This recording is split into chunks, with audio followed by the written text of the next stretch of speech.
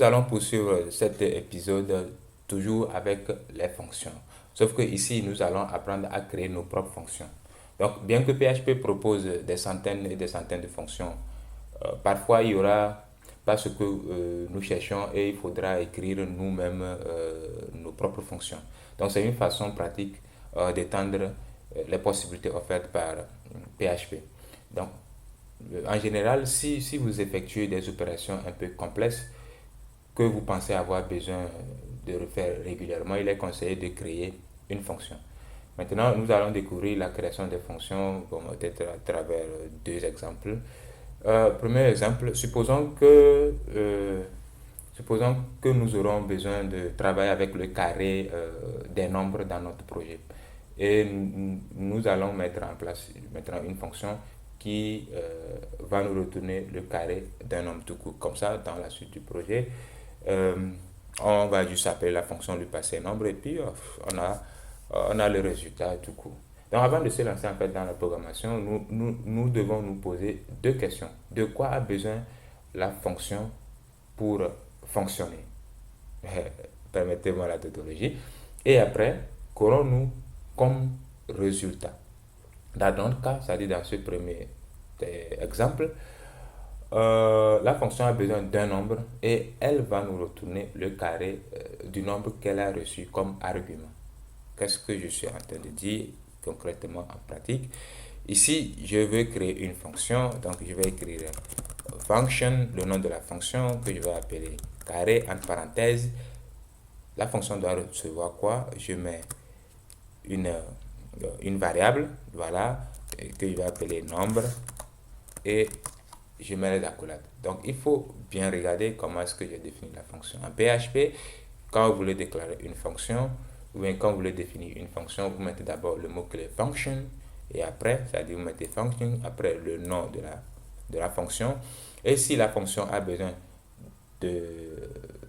d'une variable pour fonctionner, c'est-à-dire lors de la création de la fonction, ça va s'appeler euh, une variable, d'accord? Ce sera une variable locale et soit plutôt paramètre. Voilà, excusez-moi. Lors de la création de la fonction, ce que la fonction prend entre les parenthèses s'appelle les paramètres. Et maintenant, lors de l'exécution, quand vous aurez à appeler la fonction, ce que la fonction va prendre s'appelle maintenant argument. Donc, dans notre cas, notre fonction a pour paramètre un nombre. Et maintenant, qu'est-ce que la fonction va retourner? C'est le carré du nombre. Donc, je vais tout simplement écrire return nombre que j'ai passé en paramètre fois lui-même. Donc, fois nombre. Point virgule. Voilà. Donc, c'est fini. J'ai fini de créer ma fonction. Et je lui passe un nombre, il me retourne le carré de ce nombre. Testons, voilà. Je vais faire par exemple echo et j'appelle ma fonction carré et je lui passe le nombre 4. On va faire quelque chose de simple. On va voir le résultat. On va actualiser et ça me retourne 16. Cool. Vous voyez que c'est intéressant. Donc, c'est une petite fonction très simple, juste pour faire comprendre. Dans des cas, dans des vrais projets, vous aurez à écrire beaucoup de choses très complexes. On va prendre un autre exemple aussi, bon, pas aussi simple, mais quand même pas à un niveau d'un projet comme j'étais en train de le dire. On va mettre en place une fonction qui va nous permettre de calculer le périmètre d'un rectangle. D'abord, faut-il connaître aussi la formule de calcul du périmètre d'un rectangle. Donc, périmètre d'un rectangle, si je ne me trompe pas, ça fait longueur plus largeur, le tout fois 2. Donc, je dois mettre parenthèse ici. Ici, maintenant, le tout fois 2. Voilà, donc c'est ce qu'on va implémenter dans notre fonction. Donc, je vais créer la fonction function, suivi du nom de la fonction que je vais appeler périmètre, entre parenthèses, de quoi a besoin la fonction pour fonctionner. Quels sont les paramètres à passer à la fonction? Donc, la fonction aura besoin de la longueur, d'accord, et de la largeur. Donc, longueur, largeur. Voilà. Et maintenant, je vous les accolade pour donner un corps à la fonction.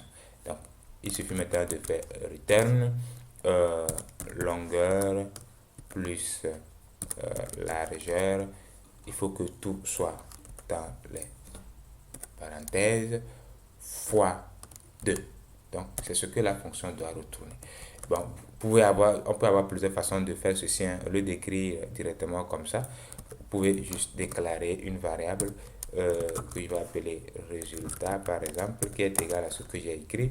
Et là, je fais return résultat. Donc, ne soyez pas surpris de voir aussi cette façon de faire. Ici, je dois mettre point virgule. Voilà. Donc, j'ai fini de déclarer ou bien j'ai fini de définir ma fonction. Et si dans la suite du projet maintenant, je veux pouvoir utiliser ma fonction périmètre, qu'est-ce qu'il reste à faire? Je vais juste appeler ma fonction et pour appeler la fonction, nous devons être en dehors des accolades dans laquelle nous avons défini le corps de la fonction. Donc, je sors des accolades et puis j'appelle la fonction. Donc, ici, je fais par exemple echo périmètre. D'accord, je vais juste afficher directement le résultat. Donc, périmètre, en parenthèse, il faut lui passer en même temps deux paramètres, c'est-à-dire la longueur et la largeur. Donc, ici, je dis que la longueur, ça fait 10 et la largeur, ça fait 4.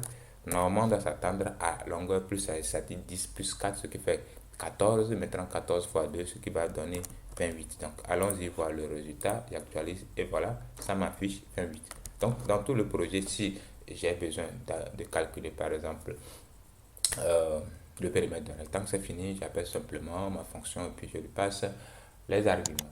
Vous voyez que c'est très intéressant et très pratique. Donc, s'il y a des choses que vous n'avez pas compris ou vous trouvez autre chose un peu plus intéressant, n'hésitez pas à mettre ça dans les commentaires et on peut en discuter ensemble.